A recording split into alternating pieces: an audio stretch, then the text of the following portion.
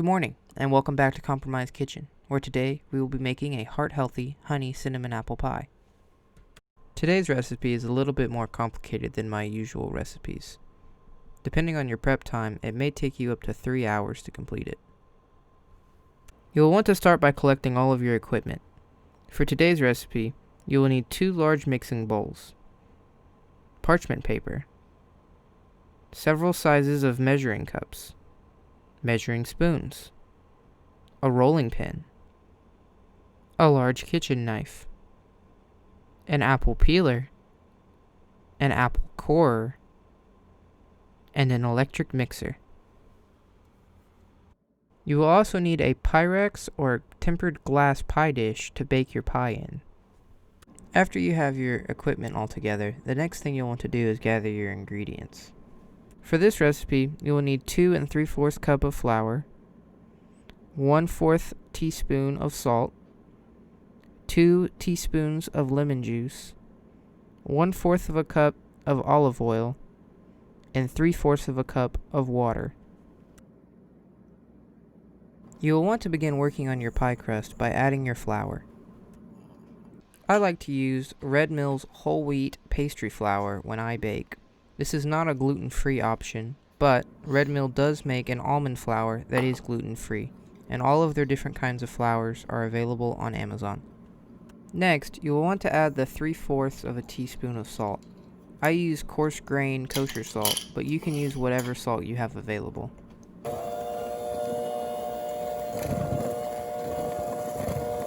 Next, you're going to want to add your olive oil.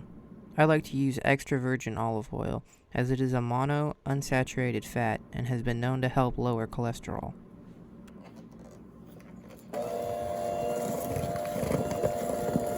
Next, you will want to take your cup of water and add your lemon juice to it, mixing them together.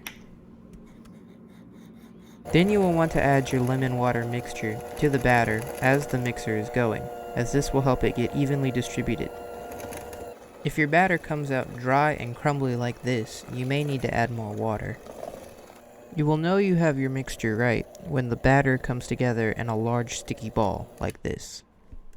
Then you will want to lay down 2 large pieces of parchment paper and sprinkle them with flour, making sure to get plenty of flour on your hands. This will help the batter not stick to your hands or stick to your work surface. After your work surface is prepped, you're just going to want to grab your dough and start kneading it. You will want to work the dough until it comes together into a ball and has a consistency like Play-Doh. Be careful not to overwork the dough, as that will make it hard and unusable. During this process, you're going to want to separate your dough into 2 halves and place each one on one of the pieces of parchment paper. Once you have your dough at the right texture, you will want to start shaping it into a small circle about 1/2 inch thick. Once you have the dough in a shape that you like, you're going to want to go ahead and wrap your parchment paper around it and get it ready to go to the fridge. Here, I do the same thing for the other half of the dough.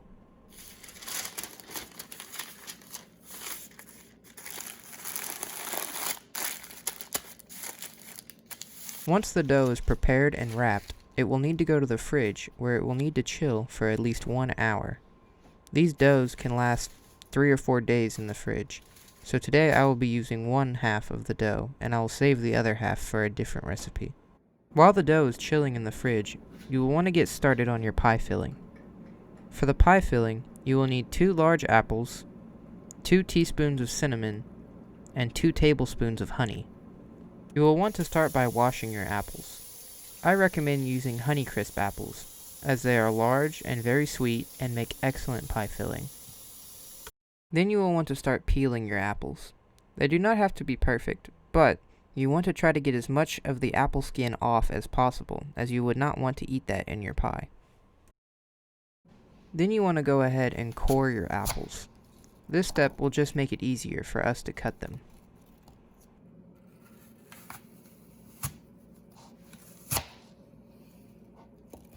Then you will want to start slicing your apples as thinly as possible. I am not the most experienced chef, so I like to go slowly and take my time, as not to hurt myself.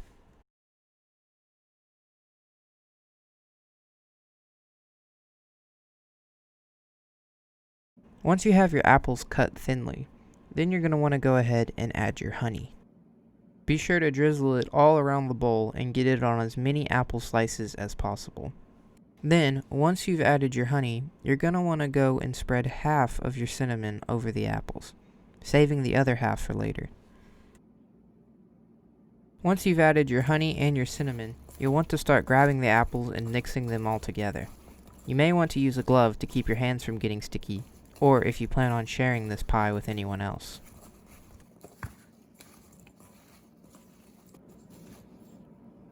Once the pie filling is ready, you're going to want to go ahead and put them in the fridge while you're waiting on your dough.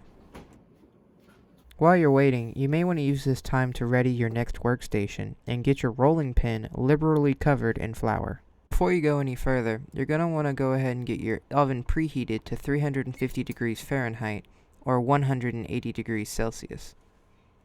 Once the dough has been chilling for at least 1 hour, you can go ahead and get it out and start rolling it flat.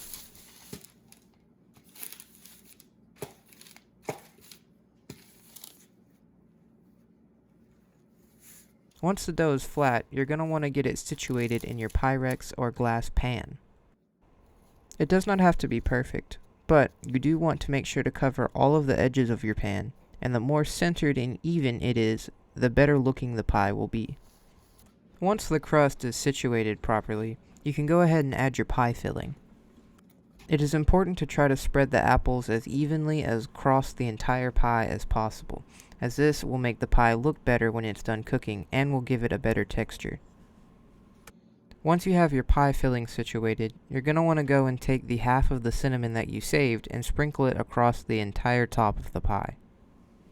At this point, the pie is ready to go into the oven, and the timer needs to be set for approximately 35 minutes. I bake my pie at 35 minutes, and it comes out perfectly. But, depending on the ingredients you use and the type of oven you have, you may need to adjust a little bit. After the timer goes off, the pie should come out and look just about perfect.